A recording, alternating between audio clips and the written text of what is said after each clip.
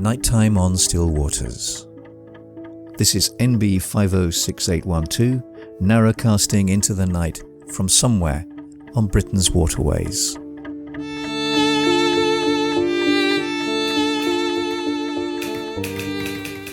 July 10th, Friday. Sitting, chatting over a mug of tea on the stern of the boat. The sound of music and children playing. A swirl of energy at the end of day. Voices float across the water that dances with light. A mother with 6 newly hatched ducklings. The sun sinks behind Horse Hill.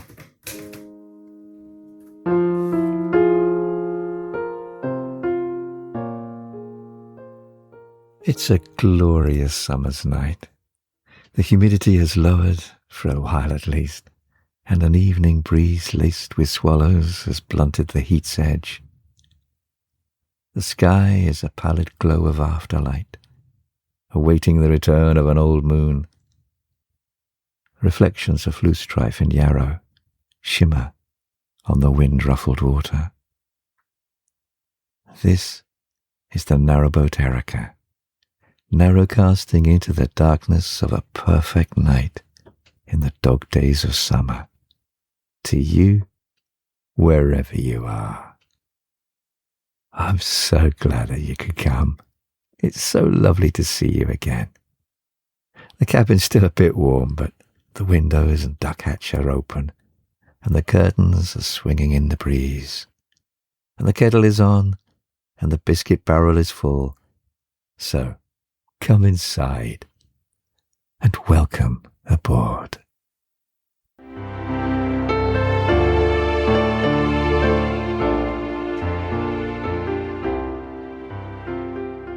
Well, this is turning out to be rather a momentous episode, as I'm having to say goodbye to my trusty old microphone that I love so much and try out a new one. I've been aware that in editing and mastering the last couple of episodes that my old microphone was beginning to break, distorting some of the harsher consonants. And initially I could rectify most of it in the remastering, but even when I put it through Buzzsprout's audio patcher and cleaner, you could still hear it. And so it's goodbye, old friend, and hello, new one. And new microphones, I think, are a bit like getting a new pair of shoes. The novelty's quite nice, but it quickly wears off, and you then find you miss the ease and comfort of the old. So anyway, we'll see how this one goes. It's a lot more sensitive than the old ones, so it's probably going to be picking up a lot of the noise around, so I apologise for that. And also the sound and balance are a bit different, so anyway, as I say, we'll see how we go. Well, the heat's returned, although not quite in the ferocity of that last hot spell, but at times it's been hot enough. The build-up occurred in less humid conditions, and so it's generally felt more like the normal hot summer days that we're used to. And it's only in the last few days that have returned to that humid, sticky conditions that makes the heat index rise uncomfortably. The forecasters have told us that it's peaked, although next week's still looking fairly hot. And to be honest, I at least can't really tell the difference between 35 degrees and 33 degrees. That's the mid-90s in Fahrenheit, especially from the inside of a steel boat. But now, summer is swinging past at quite a gait. Dock and sorrel are already turning to rust, their dried leaves hanging limply beside proud stems, and desiccated flower heads, raspy to the touch, and the colour of old abandoned engine bays and past bloodstains. Thick hedges of blackthorn drip with sloes deepening blue and cloudy, and blackberries are beginning to ripen. and morning glories line the towpath each side, leading lights, a white and pink flare path guiding us home. The silken white bells of bindweed ring out silent peals along the hedgerows, and yarrow, their white lacy flower heads mimicking cow parsley, grow tall as the hemlock seeds begin to fall. And rich imperial purple tufts of thistle-like knapweed stand proud, and the spiky burdock is shyly beginning to flower.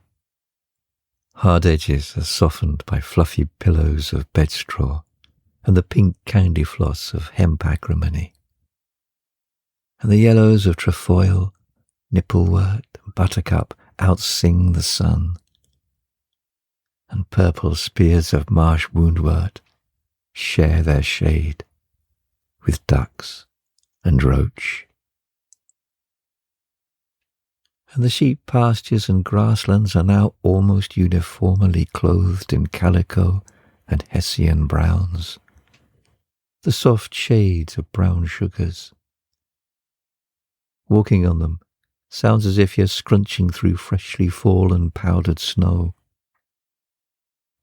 Crickets and albino grasshoppers leap in front of every step like porpoises piloting the bow of a cargo ship.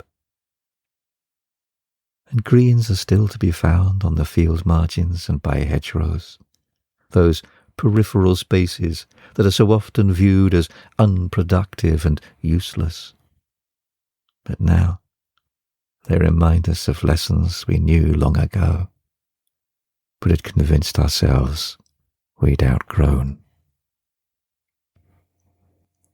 For these are the dog days of summer, so called by the Romans who attributed the wave of humid and sultry heat on the presence of Sirius, the dog star, in our summer sky. And for 40 days, between July the 3rd and August the 11th, its bright light, they thought, intensified the heat coming from the sun. And in the evening, you can feel the hot breath of the land rising in the shimmering air. And even the gnats are lethargic. And I sit on the stern deck at the back of the boat and dangle my feet in the tepid water. Even at 9 p.m. I can feel the heat of steel through the towel that we put down to protect Maggie's paws. It's become a place of contemplation and calm of late, watching the wind carve ripples on the water. Even when it's still, there is movement. Single fronds of duckweed, if that's the right word for it, float slowly past like tiny green jellyfish, their roots trailing below them like tentacles. Look long enough at a small section of water, and you will swear that you are moving. And the water feels good, running between my toes and lapping over the bridges of my feet. The ripples move out, blending and harmonizing with those set running by the breeze. I watch one set move outwards, waiting for the collision, maybe the plashy fleck or two of crystal. But it never comes. They simply melt into each other, become absorbed into one. It's been a tough couple of weeks at work, heightened stress levels that threaten to break into the heart race of panic. I need this little place where swallows sweep low to taste the water, and where the reeds grow deep to shelter moorhen and damselfly. This place of balance, the still point among the churn. Feel the water, mother warm, caress your skin. And watch the water erupt with fiery light when the surface breaks. You are part of all of this, and all of this is part of you. Carp and roach drift suspended. You can spot them just below the surface, the shadowed curve of their dark bovine backs, making them look like a somnolent herd of aquatic cows. My splashing feet don't seem to put them off. And in the sheltered spots, the water is mirror still, except for the ring play of rising fish. And this evening, the sun is still angrily white, unlike the evening before, when the water looked alive with fluid movement, and water chuckled around the ducks' breasts as they swam through it, and the water pathways of their wakes lasted less than a second. Today, the canal lies truculent and sluggish. It has that thick, oily quality that you get in winter, just before the freeze bites. Sun glare bounces and dazzles off the flat, surly black water. It feels as if it wants to bore a hole straight into my skull, and my eyes weep with welder's flash.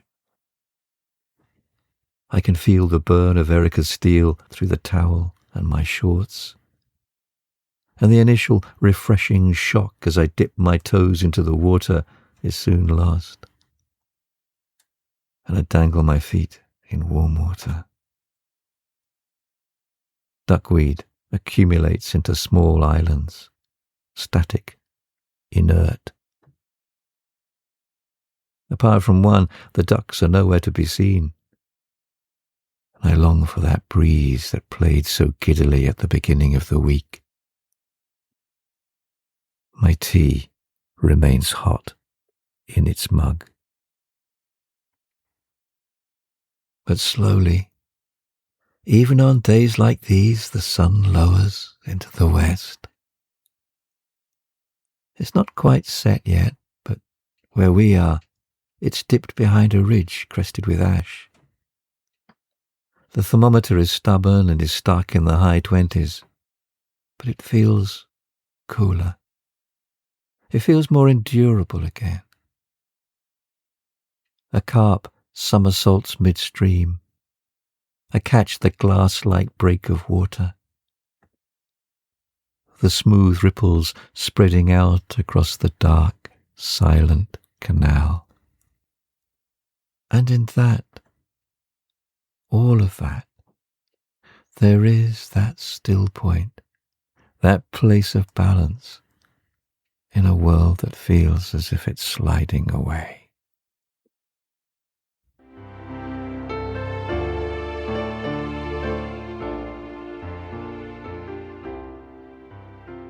If you sent in a little view from your window description of what the night looks like to you, then thank you so much. I'm beginning to collect them all together, and I'm going to plan to read out or play one or two each episode. And if you haven't sent it in yet, then there's always time to do so. Just write a few lines of what you see out of your window, so that we can share your world and night, and not just what I see from the windows of the Erica. And you can email me at nighttimeonstillwaters@gmail.com, all lowercase, or go to our website at noswpod.com and use the contact form there, or alternatively leave me a voicemail using the microphone icon and simply click record. And you can, of course, also contact me through the social media pages on Facebook, Instagram, Blue Sky, and Mastodon. Although I do quite often have a bit of problem in accessing the Facebook, Instagram Messenger. So if you do use that, then I'm not always able to pick it up straight away. And talking of Instagram, hello to Chris Knight and Amanda McCains, and I hope that you enjoyed the episode.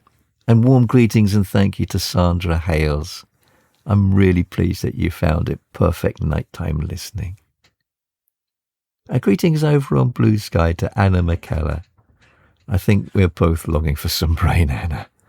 And hello also to Mind Shambles. I hope you're managing to stay cool over there. And to Steve Tyrrell on the narrowboat Precious Jet. I love the video, Steve. Thank you so much. And speaking of videos, thank you to Lee up there in the Rockies. Lee sent me some more videos of a bear in her yard just outside her back door. It's really amazing, Lee, and a little scary. And I really hope those wildfires are keeping their distance. And Captain Arlo, thank you for your video too, of your sister's little dog Appa having a swim in their pool. Appa's wearing a little flotation jacket which has a shark fin attached to it. I love it. And he looks so happy and loving everything. And you mentioned that your temperatures were beginning to rise too, so I hope that you're managing to stay cool over there. And over on YouTube, John McMahon. John, you're forming quite a developed philosophy of tea. I think you really ought to write a book on it. Okakaro Kakuzo's The Book of Tea is now over 120 years old, so the world is in desperate need of a new treatise on tea, and I think that you are just the man to do that job. And of course, a really big thank you to all of our Lockwheelers for supporting this podcast. They are Anna McKellar, Susan Baker, Mind Shambles, Claire Hollingsworth, Kevin B., Fleur and David McLaughlin, Lois Raphael, Tanya Yorke, Andrea Hansen, Chris Hines, Chris and Alan on the narrowboat The Land of Green Ginger, Captain Arlo, Rebecca Russell, Alison on the narrowboat Mucker, Derek and Pauline on Silver Fox, Anna V., Orange Cookie, Mary Keane, Tony Rutherford, Arabella Holtzapfel, Rory with MJ and Kayla, Narrowboat Precious Chat, Linda Reynolds Birkins, Richard Noble, Carol Ferguson, Tracy Thomas, Mark and Tricia Stowe, and Madeline Smith. Thank you.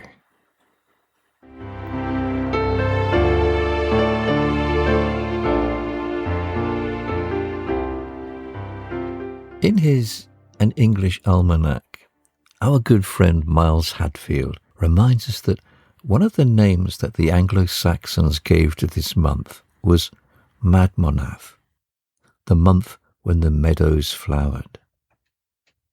And although the fields around here are beginning to bleach right now, they are still starred with the summer flowers. But unfortunately, Miles is always a little lax with citing his sources, and it took me quite a while before I could find other references to this term.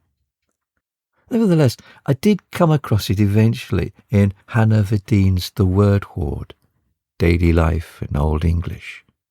However, she suggests that it's perhaps a reference to the time of year when cattle could graze in the meadows.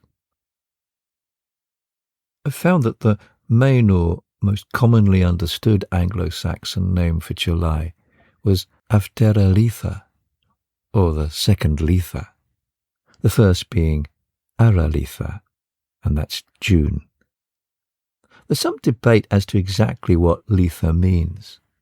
However, Eleanor Parker, in her fascinating book Winters in the World, A Journey Through Anglo-Saxon Year, notes that early 8th century historian the Venerable Bede interprets Litha as gentle or navigable, because, as he writes, in both these months the calm breezes are gentle, and they, that being the inhabitants of Britain, were wont to sail on the smooth sea.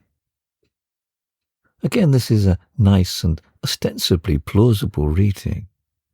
However, later etymologists question this assertion, citing it as another example of the etymological fallacy. Linguists have established that the verb lithen, to glide or sail, isn't at all etymologically connected to the adjective litha. Parker nevertheless argues that despite such reservations, Bede's reading is probably close to the mark. I recall talking about her book in a much earlier episode, exploring how Anglo-Saxon and pre-Anglo-Saxon world had just two seasons, winter and summer.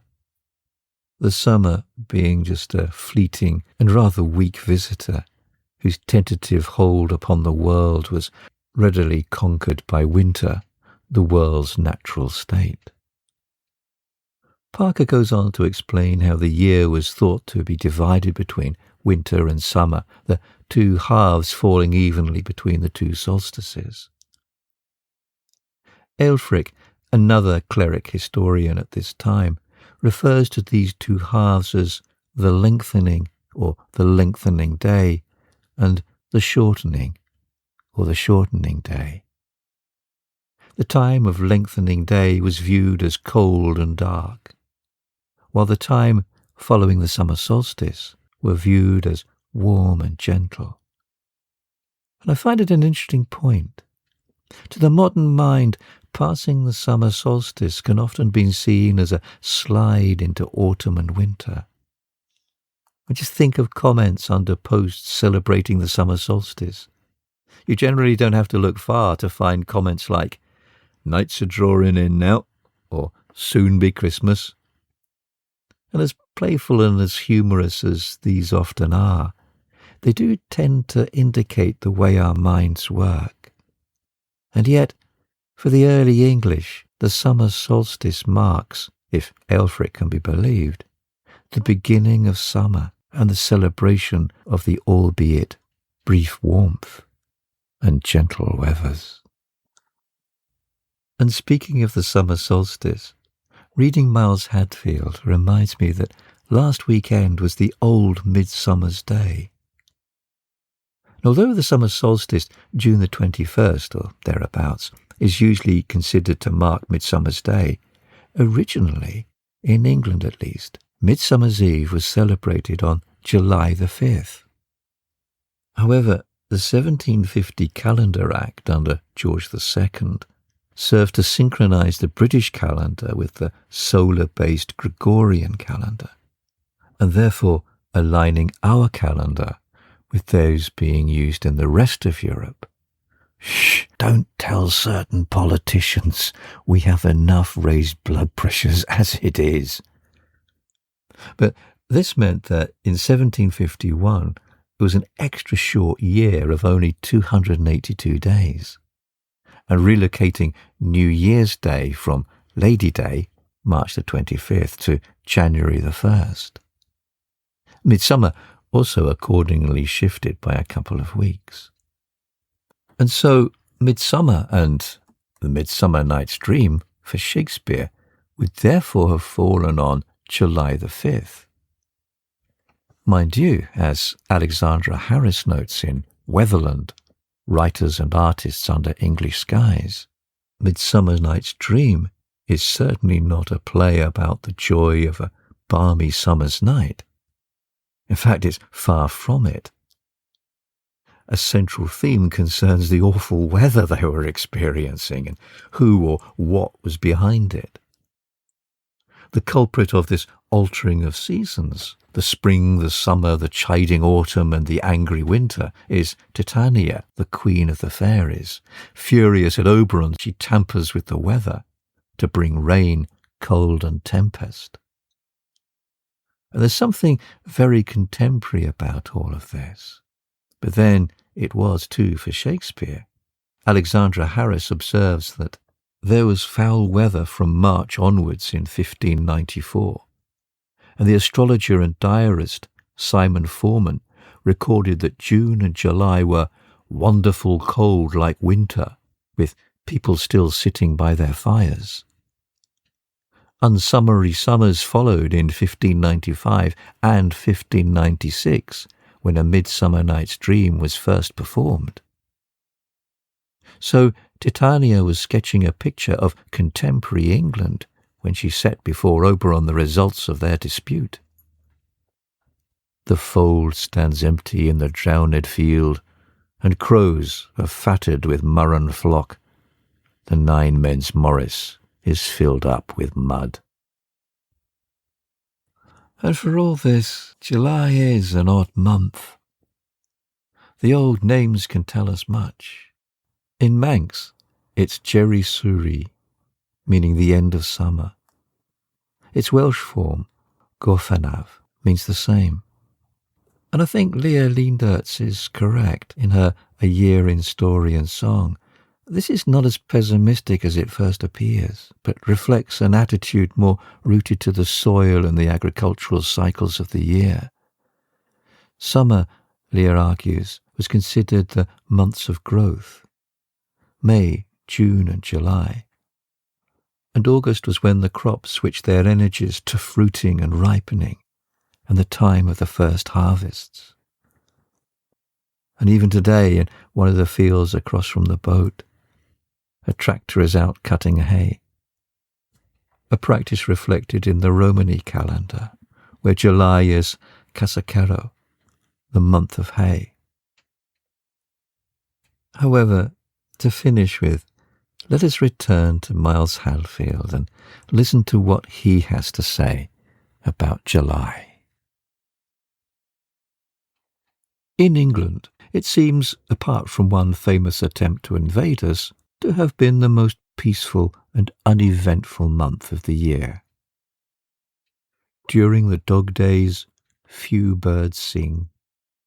True high summer is reached, and we may pause and survey the scene.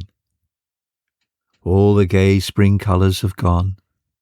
Woods and fields are in their deepest and richest greens. We see the England of our classic painters, a landscape still and calm, under massive umbrageous trees. Hedgerows are full of larger flowers, hills and moorlands beginning to glow with colour. But in the city, the air becomes dull and parched, as the smoky fumes stifle the effort that the trees and the little grass plots make each year to be bright and green. They become drab and dingy once again in their failure, and instead the rose bay creeping about makes a pink glow in the waste places. The tiredness of towns affects its inhabitants as the month goes on. It is no new symptom of the citizen, for the Victorian Robert Chambers described it in his Book of Days. We feel the harness in which we have so willingly worked amid the fuss and fret of the busy city, and pine to get away to some place where we can hear the murmur of the sea, or, what is nearest to the sound, the rustle of the summer leaves.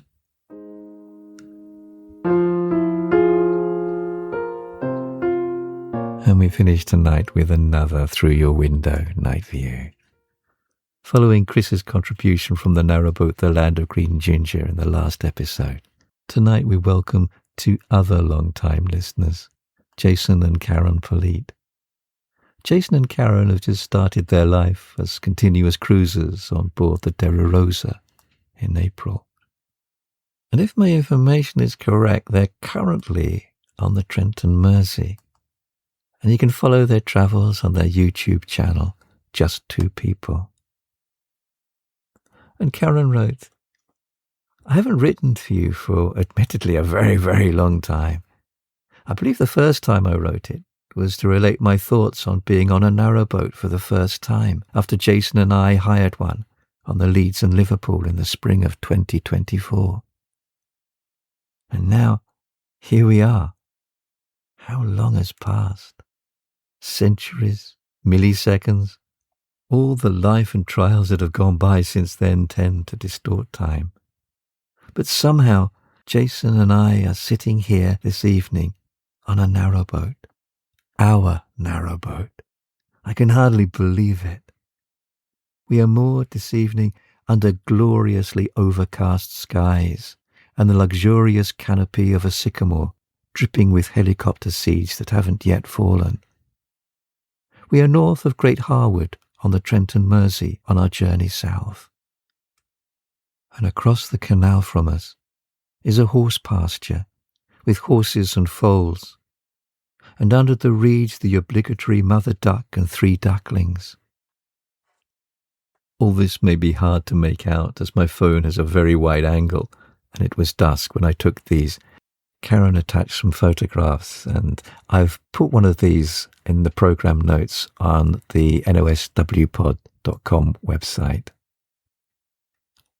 But you can imagine the smell of hay, and the swish of horses' tails, and the chatter of baby blue tits in the sycamore. That's lovely, Karen. And separately, Jason also wrote in, and he wrote, "A duck makes her way slowly from the offside of the canal toward the boat in front of us. She slows, eyeing up what lies in front of her. The green-brown growth on the front of the hull that indicates the boat must need water soon. She turns up her beak and paddles her way toward our boat, toward Dera Rosa. And before long, I know I'll be falling asleep to the soft taps of duck beak upon steel." Oh, that's wonderful. Thank you, Jason and Karen, on the narrowboat Dera Rosa. And from the narrowboat Erica, this is us signing off for the night and wishing you a very restful and peaceful night. Good night. Temperature outside 18.5 degrees. Inside 25 degrees. Humidity 55%. Dew point 9 degrees. Wind direction northeast. Wind strength 12 miles per hour. Barometric pressure 1022.7 rising. Cloud cover 13%. Cloud ceiling 40,000 feet. Precipitation nil. Moon phase 9.1%. Waning crescent. Day length 16 hours 27 minutes. Sunset 21:26. Sky casting 5 o'clock precisely.